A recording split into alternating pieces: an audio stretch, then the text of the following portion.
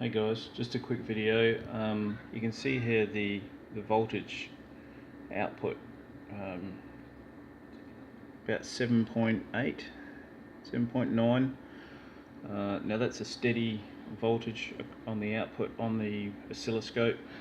I've got my 8 volts applied from here, which there must be just some rounding issues there. Machine's on, so if I can switch it off and then switch it back to on, you can see from on I get the dimming of the LEDs. Now you also see a current decrease, so that's off, 16.3 and 12.6, so roughly about 4 milliamps reduction when I switch it on. Okay, but you can see my output voltage is not high enough. I need to get my output voltage higher. The output voltage on the run cap, which is the 220 UF, the output voltage on the run capacitor needs to be around about sort of 2 volts higher than what your input would be. So in this case it's 8 volts, but on the 9 volt battery, if you had a good 9 volt battery that was fully charged, it would be 9 volts input, so you want roughly 11 volts. Now we did see that in the video as well.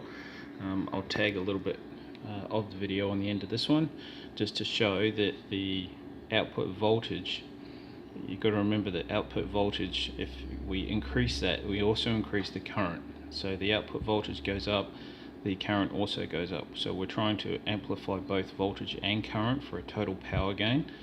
Without sufficient voltage, we can't increase the current, and therefore we can't increase the total power gain, because our voltage is not high enough.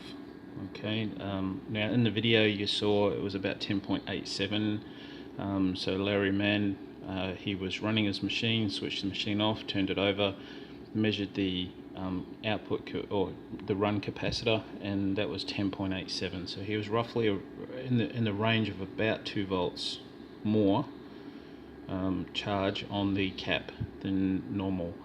Got to remember, this is electromagnetic induction, so voltage and turns and all that sort of thing it plays a critical role. The turns obviously n d phi dt, and it's a number of turns, so the change in flux relative to the number of turns. So the more turns we add, within reason, we don't want to go too haywire.